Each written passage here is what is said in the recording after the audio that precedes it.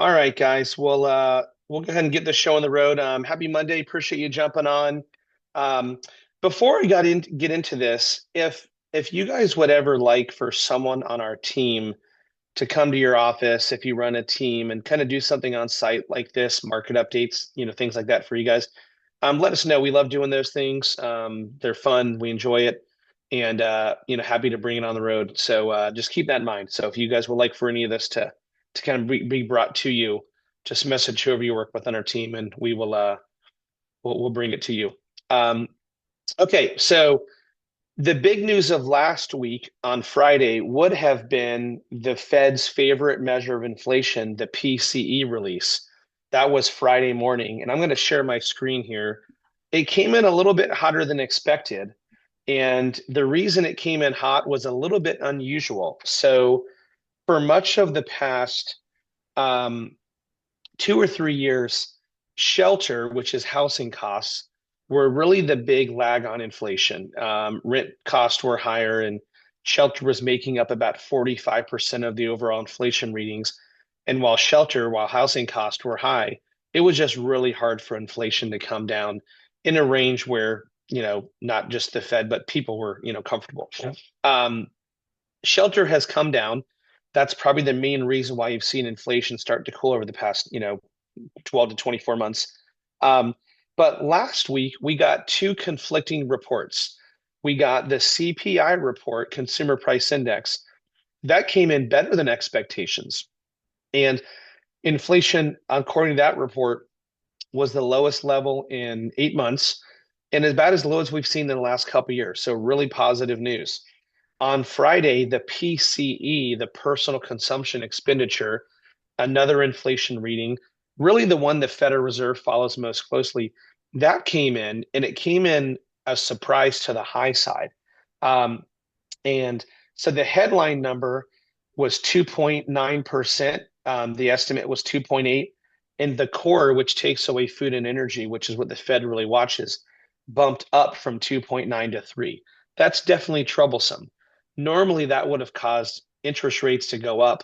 But a couple hours later, the Supreme Court kind of announced their long-awaited ruling on tariffs, and a little bit unexpected, they kind of ruled against the president. And I'm going to get into that here in a minute.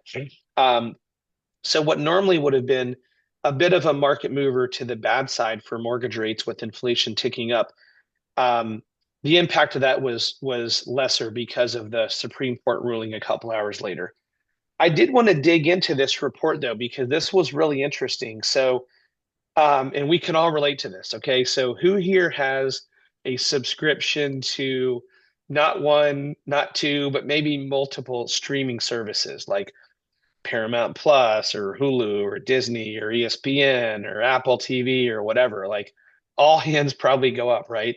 Um, I feel like a couple years ago, I was really excited when I was able to like cut the cable cord and I went YouTube TV and I'm like, oh, this is awesome. This is going to save me money. But then it's like YouTube TV and all the other fun stuff. And we're probably all spending more on streaming services than we did on cable when it was just like old school cable, 5 or 10 years ago.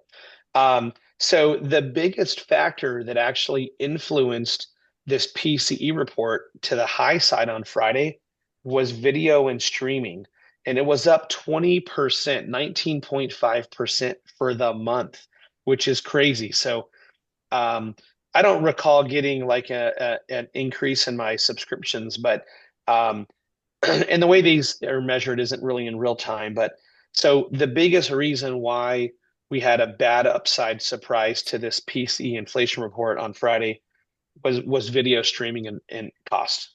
Kind of unique. Um, this is something that we really have to watch closely because a 1 month surprise on inflation to the high side, the market can absorb that. What we don't want to see is a trend. And what was interesting last month is, really last 2 weeks, we got one report that was really positive, inflation cooling, another that showed inflation going up higher, more than expected. So they contradicted each other to a degree. So I think the market absorbed that as like, okay, well, let's wait and see. The report that came in better than expectations, the report that came in worse than expectations. something's off with the accounting. Maybe it's government shutdown related. The market's really going to react to that, I think, in March when we start getting these February numbers. Okay. But it was interesting to see that the market didn't react to that very much. Um, as a result of that, and I haven't shown this chart in a few months now, but this is the Fed CME kind of expectations of future Federal Reserve rate cuts. The next meeting is about a month from now, March 18th. 96% odds right now that there's no Fed movement. But then even if you go to April 29th, so another 6 weeks later, 84% odds, no movement. And then after that, June 17th, right here, and it's about 50% that the Fed won't move even by June. So it seems like the market is saying inflation isn't quite where the Fed wants it. That next Fed rate cut seems to be getting pushed out a little bit further and further. This same story happened in 2024 and in 2025. If you remember at the beginning of those years, there were expectations of more Fed rate cuts.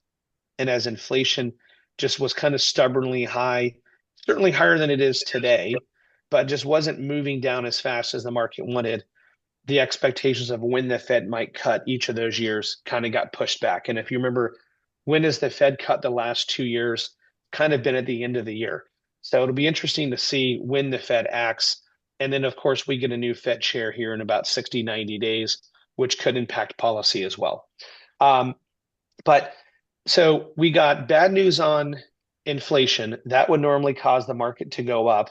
But then we got a ruling on tariffs. Okay. And so let's keep this non-political, but let's make this interactive. Okay. So um, the market on Friday didn't sell off. And in fact, today we're up a couple basis points, 6 basis points. That's insignificant. That's basically flat or no movement, but it's not down. And I think the market is digesting, okay, what does this tariff really mean? So here's what I think it means. So there's a video of President Trump on Oprah 20 or 30 years ago, and most of you guys have probably seen it. And it was him saying literally the exact same thing he says today and continues to say, which is America's getting hosed by other countries, our deals are bad, and we need to negotiate better trade deals. He's been saying that for 30 or 40 years. I feel like at this point, his opinion is clear and he's very committed. So, do you think the Supreme Court ruling against him on Friday of last week is going to change his opinion on tariffs or what his administration intends to do with tariffs? Okay, so give me a yes or no. Do you think it's going to stop them implementing any tariffs? Okay, and I've got pretty much agreement. It's all no's, right? So here's what I think is going to happen. And I'm not an expert in this, but I kind of read some summaries and I felt like I've got a pretty good handle.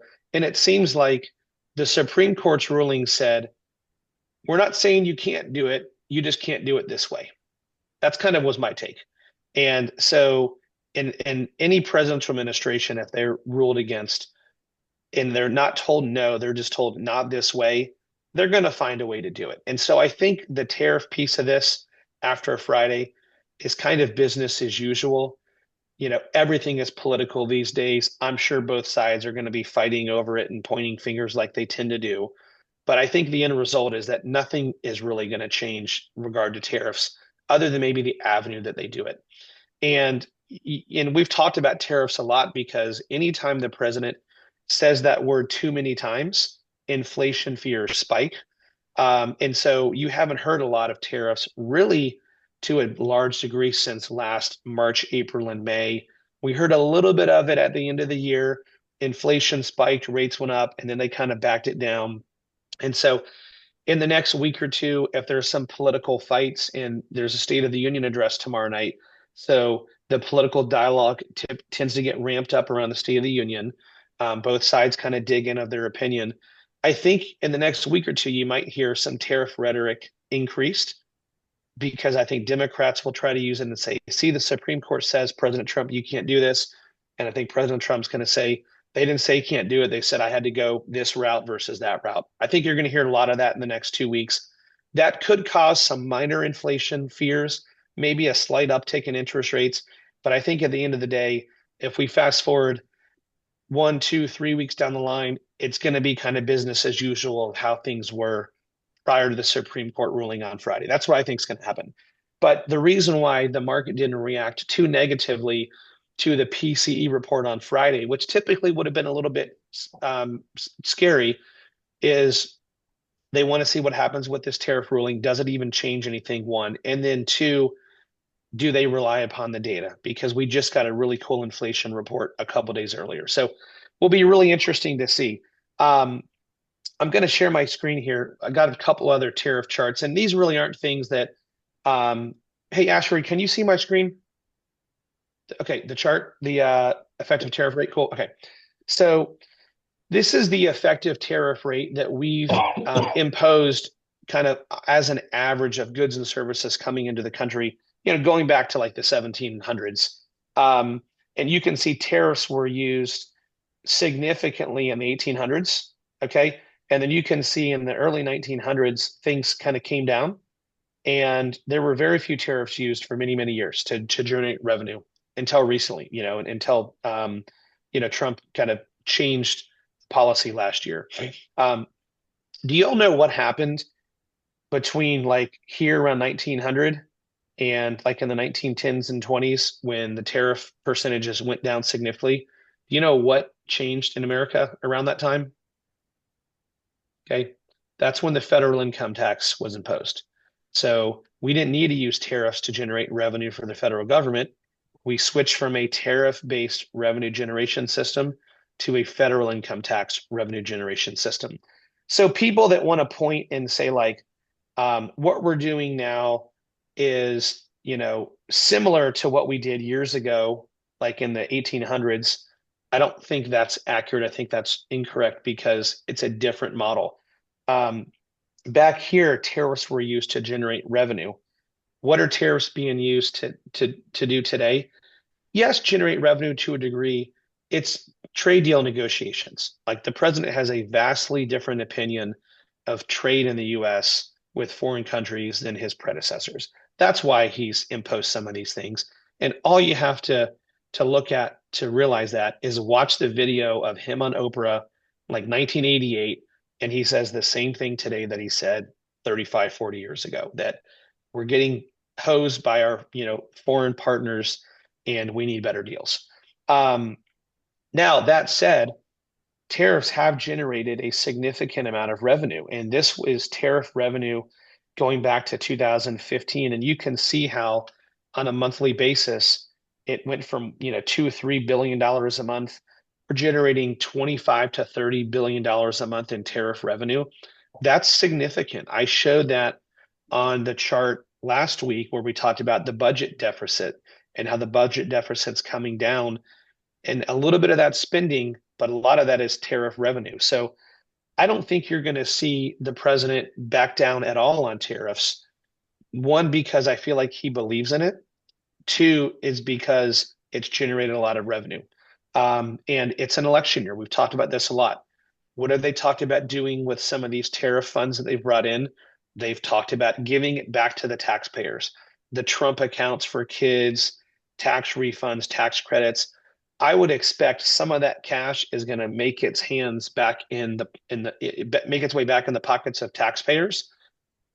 And being in an election year certainly, I think, is a factor in that. So kind of roundabout, I don't think anything's going to change.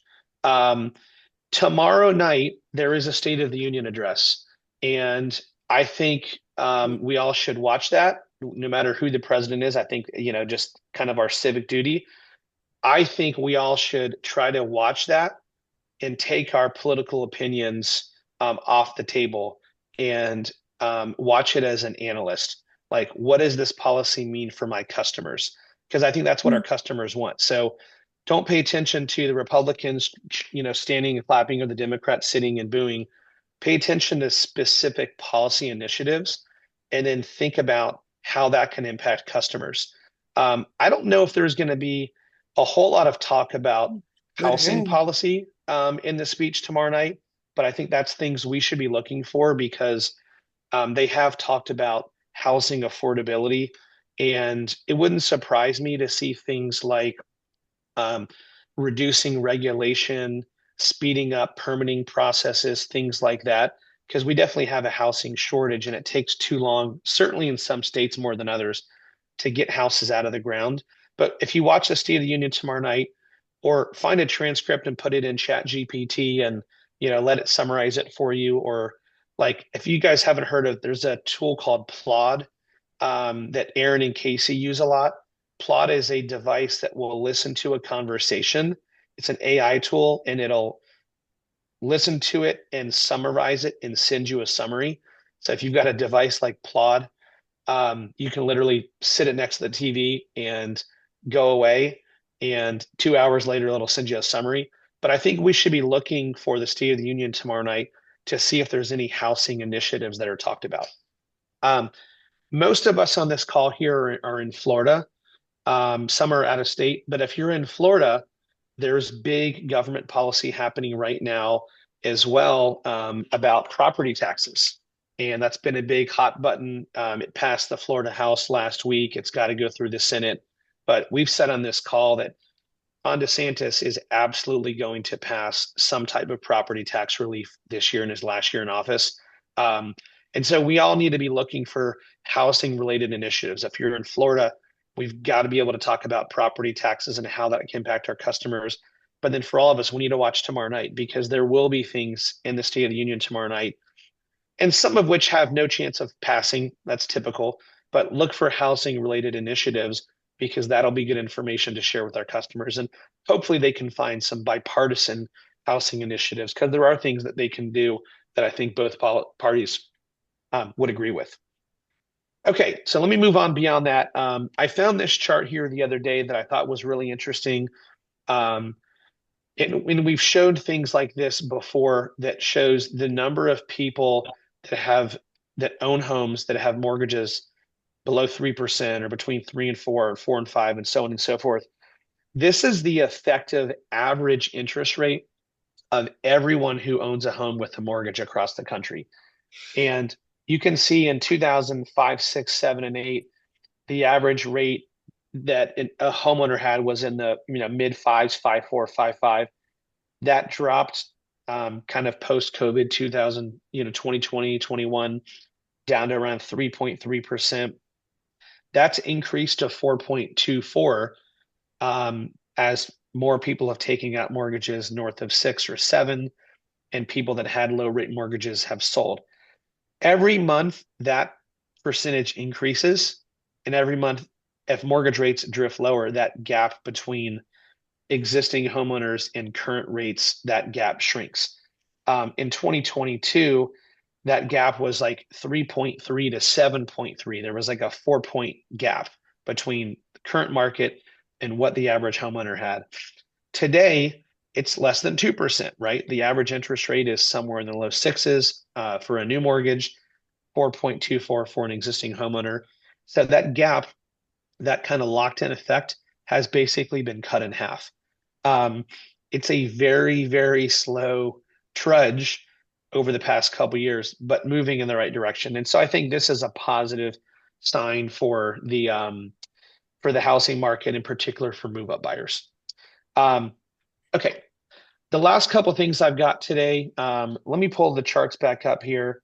I just wanted to show you kind of where we're at, and where we're at is pretty similar to where we've been most of the past few months. We've kind of been in this sideways trading pattern. This black line you see here, that's what we call a resistance level, and the bond market has traded up and hit it a number of times, hasn't really been able to bust above it, and we're literally sitting on it, 100.38, 100.38. We're literally sitting on it today, like at this ceiling. So if we got a good PCE last Friday, that could have been the catalyst that maybe busted us above that. I think that hot inflation reading last Friday has probably prevented that. There's not really a whole lot of economic data that's going to be released that's market moving, but the president's speech tomorrow night, the impact of the tariff ruling, things like that, could move rates. I think this year you're going to see this week, rates are going to be pretty flat like they've been the past 2 weeks. nothing really from an economic data standpoint is really going to push us heavy in one direction or another, in our opinion. Okay, last thing I've got before we wrap it up today. There's a lot of talk in the mortgage industry about non-QM mortgages, and people kind of use that buzzword. And we talk about it on our calls, and we talk about it because cross country, we're the number one non-QM lender in the country. I think some people have a misunderstanding of what non-QM means. So I just want to give you guys an easy definition, because if you hear the buzzword, I want you to be able to identify what it is. Okay. So prior to 2008, and some of us were probably in the real estate and mortgage business back then, um, you had a lot of no income verification mortgages. And so, what was a no income verification mortgage? Stated income, where you just listed what you made on an application. Um, or you had no doc loans, where you literally didn't document anything, or no ratio, where you didn't document income or employment, just assets. But stated income was kind of a big culprit that led to the housing bubble. People were stating their income, overstating what they made to qualify for houses that were more than they could really afford. That was one of the things that led to the housing bubble and the crash. After 2008, stated income loans were blamed for the housing crash, and they certainly deserved blame. Probably not all of it, like speculation and other things were causes, but certainly they were a big factor. So the market crashes after 2008. The Dodd-Frank Financial Reform Bill was passed that created the CFPB, the Consumer Finance Protection Bureau. And within that, they defined what would be considered a QM, or qualified mortgage. And so a qualified mortgage had a couple factors. The two biggest are that you had to verify the ATR, ability to repay, right? So if we're qualifying someone for a mortgage today, we have to verify they have the ability to repay the mortgage. Typically, that means we verify their income through traditional means, pay stubs, W-2s, tax returns, things like that. And so post '08, around 2010, 11, 12, when the QM ruling was passed, most mortgages for 5, 7, 10 years were traditional, fully verified income, pay stubs, W-2s, tax returns. And if you did that, you were considered a qualified mortgage. Um, Qualified mortgages are conventional Fannie Mae and Freddie Mac, FHA, VA, USDA, all of your traditional types of loans. And for many years, there was really no market for anything that was non-traditional. That left a gap in the market. And around like 2018, 19, and then kind of into like the COVID years, you started seeing lenders start promoting a non-QM mortgage. And so what was a non-QM mortgage? It was one that didn't meet QM guidelines. So the biggest difference between a QM, qualified mortgage, and non-QM, when you hear that buzzword, QM is, think traditional, pay stubs, W-2s. Non-QM, we still have to verify someone's ability to repay.